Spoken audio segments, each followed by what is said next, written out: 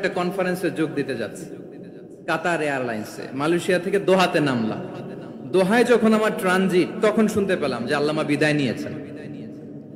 Social মিডিয়ায় শুনে বিশ্বাস করতে পারলাম না। মুহূর্তের মধ্যেই মাসুদ সাইদি ভাইকে মেসেজ করলাম, উনি কোনো উত্তর দিতে পারলেন না। মাসুদ ভাইয়ের সাথে যখন কোলাকুলি করি, আমাদের শামীম ভাইয়ের সাথে যখন কোলাকুলি করি, মনে হচ্ছে আল্লামা সাইদির ঘ্রাণ পাই। শরীরটা লিটারালি কাঁপছিল, নিজেকে মানাতে পারছিলাম না, বিশ্বাস করতে পারছিলাম না যে আসলে আল্লামা বিদায় নিয়েছেন। ইন দ্য মিন টাইম আমার সেকেন্ড ফ্লাইট দোহা টু নিউ ইয়র্ক, 12 ঘন্টার ফ্লাইটে উঠলাম। ইন্টারনেট থেকে বিচ্ছিন্ন হলাম। নামার পরে শুনলাম আল্লাহু আকবার, যেখানে ওনাকে কবরস্থ করার কথা ছিল সেখানেও কবর দিতে দেয়া হয় নাই। ছবিগুলো দেখতে লাগলাম, হাসিমাখা মুখ, হাসিমাখা নিথর দেহটা, মরণে হাসিবে তুমি কাঁদিবে ভুবন। From east to west, from north to south, the entire globe, গোটা বিশ্ব ওনার জন্য কেঁদেছে, গোটা বিশ্ব কেঁদেছে। কাবার গিলাফ ধরে ধরে মানুষ চিৎকার করেছে। সম্মানিত সুধী, হযরতুল আল্লাম শহীদ মরহুম আল্লামা দেলওয়ার হোসেন সাঈদী রাহিমাহুল্লাহ, ওনার স্মৃতি বিজড়িত আজকের এই ঐতিহাসিক প্যারেড ময়দানের তাফসিরুল কোরআনের প্রোগ্রামে সব আছে। স্টেজ আছে, শ্রোতা আছে, প্যান্ডেল আছে, মিডিয়া কাভারেজ আছে, কিন্তু আমাদের কলিজার টুকটাটা আমাদের মাঝে নাই।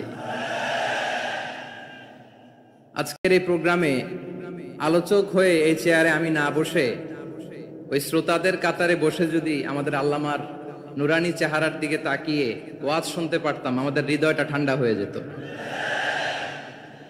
আমাদের তৃষ্ণার্ত হৃদয় শান্ত হতো। সব আজকে আছে, কি যেন নাই, ঠিক কিনা বলেন? আল্লাহ তাআলা প্রতি 100 বছরে একজন মুজাদ্দিদ পাঠান, প্রতি 100 বছরে একজন মুজাদ্দিদ, যিনি সমাজকে সংস্কার করেন।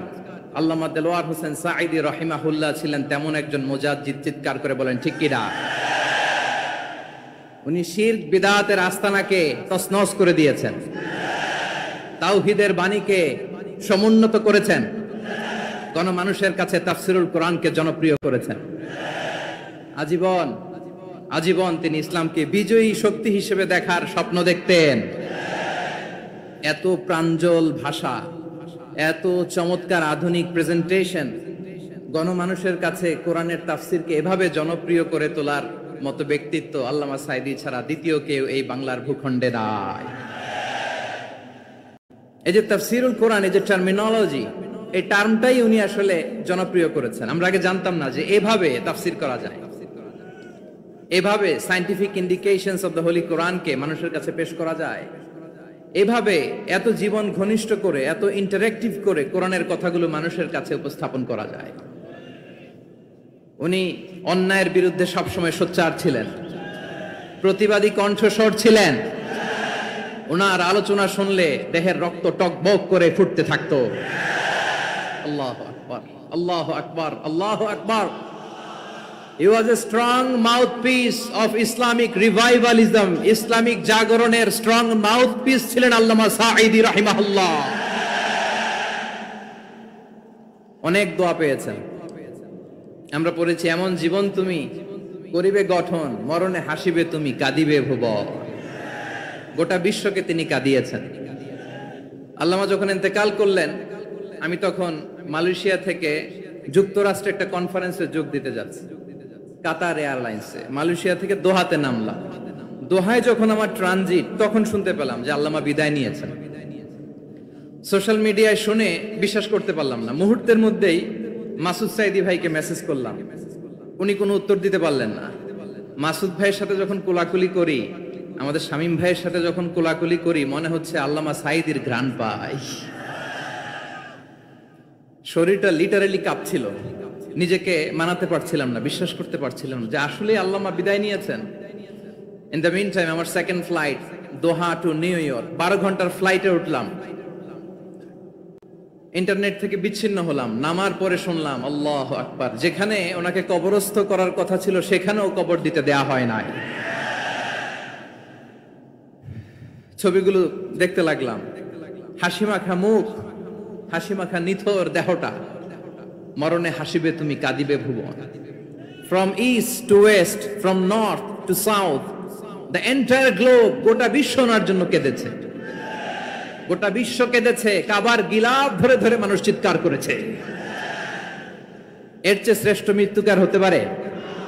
আমাদের আল্লামার আর কি পাওয়ার ছিল বলেন? আর কি পাওয়ার ছিল? কুল্লু নাফসিন যায়িকাতুল মাউত, যারাই দুনিয়াতে আসবে তারা ইন্তেকাল করবে, এটা আমরা মেনে নেই, এটা আমরা জানি। কিন্তু অবাক করা বিষয় হচ্ছে আমরা আজও জানি না আমাদের আল্লামার মৃত্যু কি স্বাভাবিক হয়েছে নাকি এটা পরিকল্পিত মেডিকেল কিলিং ছিল। এটা যে পরিকল্পিত মেডিকেল কিলিং ছিল এটা ধারণা করার পেছনে অনেক কারণ আছে। তিনি আধিপত্যবাদের বিরুদ্ধে সোচ্চার ছিলেন, ফ্যাসিবাদের বিরুদ্ধে সোচ্চার ছিলেন, রাজনৈতিক প্রতিহিংসার শিকার ছিলেন। এজন্য এটা মেডিকেল কিলিং হতে পারে এ ধারণা আমরা করতেই পারি। আওয়াজ করে বলেন ঠিক কিনা? যে সময়টা আমরা কাটাচ্ছি এত সুন্দর সময় বাংলাদেশ আর পাবে না। আমাদের জন্মের পর থেকে এরকম চমৎকার সময় আমরা পাই নাই, এটাই আসল সময়। আমরা ইন্টারিম গভর্নমেন্টের কাছে দাবি জানাই, উচ্চতর তদন্ত কমিটি করে এটা কি হত্যাকাণ্ড ছিল নাকি স্বাভাবিক মৃত্যু ছিল, এই রিপোর্ট গণমানুষের কাছে প্রচার করে জানাতে হবে। এই দাবির সাথে কি সবাই আপনারা একমত? কারা কারা একমত হাত তুলে দেখান।